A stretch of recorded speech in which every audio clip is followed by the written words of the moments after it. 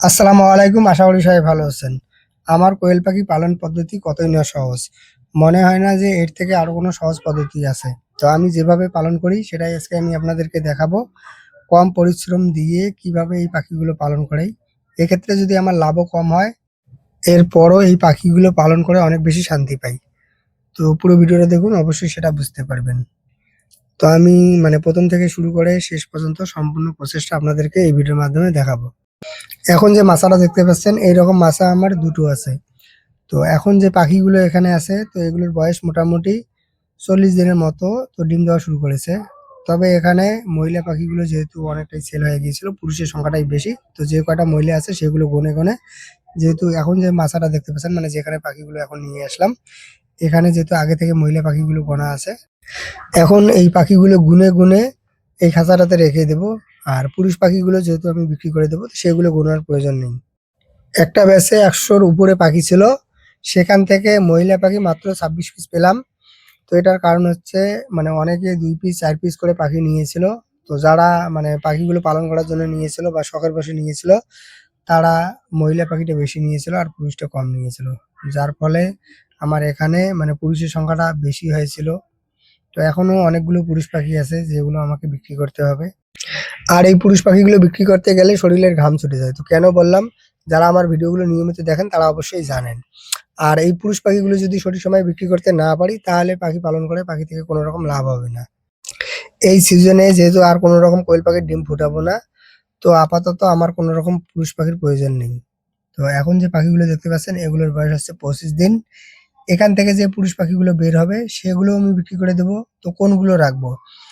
যে ডিমগুলো আমার বর্তমানে মেশিনে বসানো আছে, তো সেখান থেকে পরবর্তীতে পুরুষ পাখিগুলো রাখবো। এই নিয়মে যদি পাখি পালন করা যায়, অবশ্যই পাখি পালন করে পাখি থেকে লাভ হবে। তো এখন যে পাখিগুলো মাছায় তোলার জন্য ধরতেছি, তো এগুলোর বয়স হচ্ছে ২৫ দিন। তো সরাসরি ব্রুডিং শেষে ব্রুডার থেকে এগুলোকে মাচায় তুলে দেবো। তো এটার অনেক ধরনের সুবিধা আছে, যে এর জন্য আলাদাভাবে আর অন্য কোথাও পাখিগুলোকে রাখতে হলো না বা আলাদাভাবে পরিশ্রম করতে হলো না। তো এটা আমার কাছে খুবই সহজ মনে হয়। যেহেতু পাখিগুলোকে সরাসরি মাচায় তুলে দিচ্ছি, তো সেক্ষেত্রে এই পাখিগুলো ঠান্ডা লাগতে পারে। তো এজন্য আমি এখানে একটা প্লাস্টিকের বস্তা বিছিয়ে নিলাম। এর পাশাপাশি এখানে একটা লাইট ব্যবহার করব। তো এটা আরো কিছুদিন ব্যবহার করব। সেই সাথে ঠান্ডার একটু ডোজ এগুলোকে দিব। ডিম থেকে বাচ্চা ফোটার পর বাচ্চাগুলোকে সরাসরি এখন যে বুটারটা দেখতে পাচ্ছেন, এই বুটারে এনে ব্রুডিং করা হয়। এরপর ব্রুডিং শেষে ২০ থেকে ২৫ দিন পরে এগুলোকে সরাসরি মাচায় তোলা হয়। তো এক্ষেত্রে আমার পরিশ্রম অনেকটাই কম হয় আর এই কাজটা আমার কাছে খুবই সহজ মনে হয়। অনেকে হয়তো মনে করতে পারেন, এভাবে সরাসরি রাখলে বাচ্চার ঠান্ডা লাগতে পারে, বাচ্চার সমস্যা হতে পারে। তবে এর আগেও যেহেতু এভাবে রেখেছি, কোনো রকম অসুবিধা হয়নি। তো আশা করি এবারও কোনো রকম অসুবিধা হবে না। আর এই পাখিগুলো পালনে আমার কিন্তু খুব একটা বেশি পরিশ্রম করতে হয় না। এগুলোকে আমি ঔষধ পর্যন্ত দেই না। তবে এখন যে ওষুধটা দিচ্ছি, মূলত ২-৩ দিন ধরে সূর্যের দেখা নাই। ঠান্ডা অনেকটা বেড়েছে। তো এজন্য ভাবলাম যে একটু ঠান্ডার ডোজ দেই। তো এতটুকু কাজ।